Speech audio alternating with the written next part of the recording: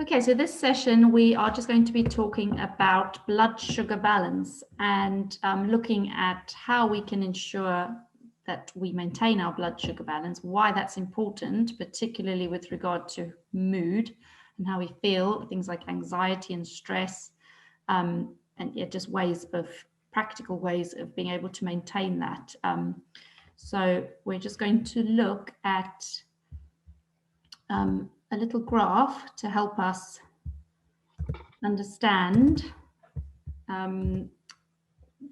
what blood sugar means and what happens when our blood sugar levels go up and down.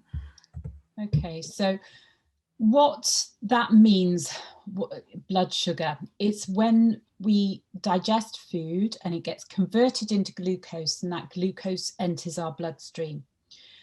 So this happens all the time when we're eating, but certain foods create more of a spike. So when we have a spike, our blood sugar levels go up and our body then reacts to that and tries to regulate it, bring it back down into a state of balance or homeostasis. It does that by producing insulin.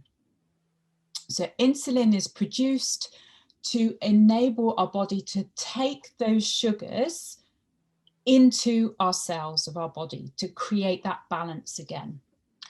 And what this graph is showing is the roller coaster that so many people are on constantly throughout the day. So there's been a term bandied about more in the last few years called hangry. And I think we can all put our hands up and say, yes, I've felt hangry sometimes. All the time.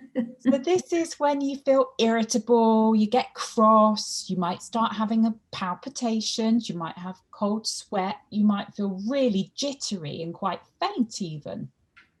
And these are all indicators that your blood sugar's got out of balance.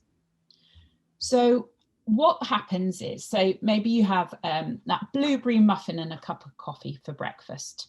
So feel great instantly, the caffeine's kicked in, you feel great, your muffin was nice, get that spike and got lots of energy to go about our day. But then about an hour later, we crash and we feel really rubbish. So then we go for something else. And that's because that muffin and the caffeine, it was all refined carbohydrate. It was all in that starchy box that we talked about in the first session. And there was nothing substantial there to keep us going. It very quickly got converted into glucose.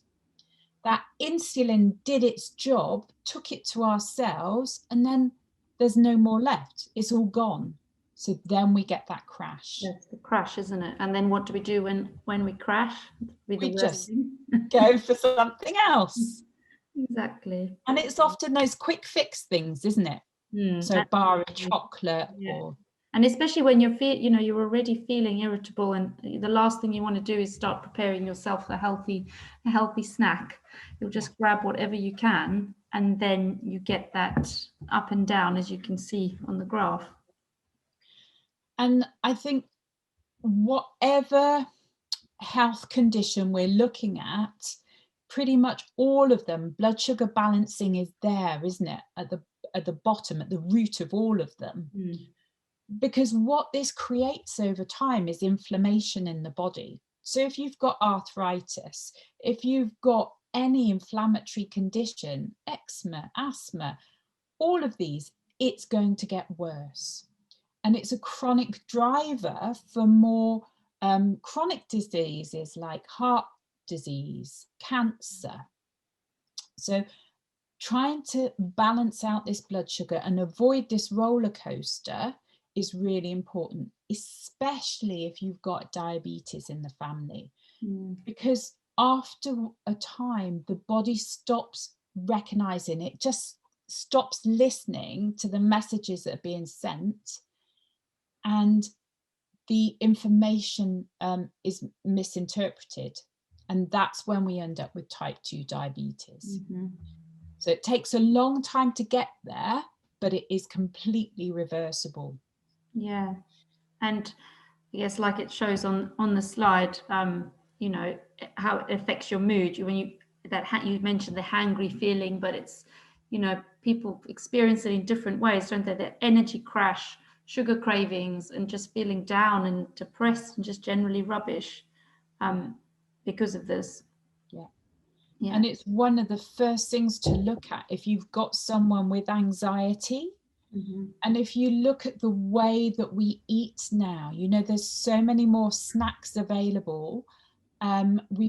It's a massive, massive market, the snack industry, and it's all fueling into that. And of course, alcohol also impacts on our blood sugar levels. So if you've got a couple of beers, as well as, you know, those refined carbohydrate foods, it's all going in the same way. Yeah, absolutely. And so just thinking about some of the ways that we can try and balance our blood sugar and keep it maintained in that kind of green zone in the middle. We mentioned previously about glycemic index. So that's obviously where what we eat, that is how quickly our body can convert that food into glucose. So different foods have got different scores on what's known as the glycemic index. And it's quite useful to choose foods that are low on the glycemic index. So can you think of some examples, Sue, of fruits, for example, that might be better, sort of lower on the glycemic index compared to some others? So the berries like blueberries, raspberries, they're much lower.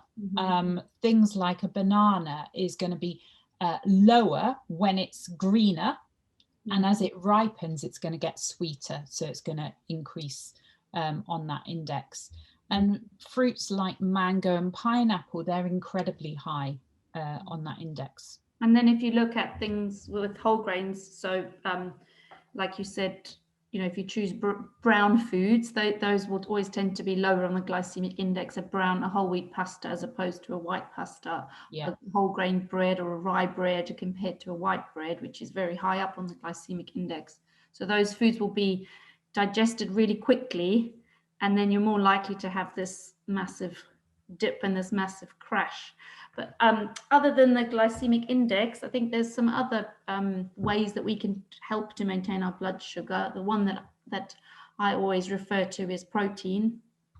So, you know, basing every meal around protein and making sure there is a protein source can really help this maintain your blood sugar because it breaks down slowly.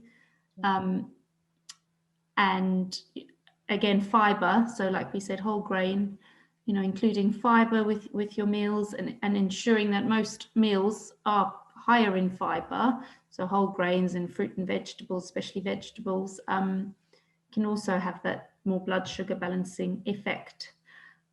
Can you think of any other ways that? Well, with the fat as well. So protein, fat and fiber, they've all got to be digested in the stomach.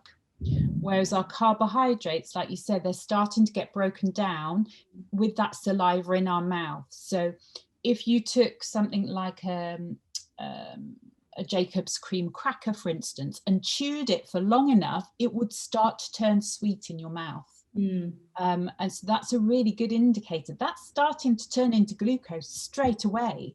That's got you, we don't have to digest that, but those other foods we have to digest. So that means that energy is going to be released slower, but over a longer period of time as well.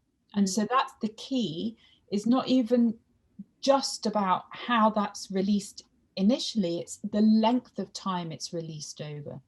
So if you have a meal that's got a good quality protein in there, got some fiber in there, maybe some healthy fat and some carbohydrate, it's going to release energy over a longer period of time and help you to avoid snacking in the first place. Definitely. And then have the effect of maintaining that blood sugar and hopefully avoiding these unwanted feelings, feeling hangry and a dip in your mood, just preventing that from happening.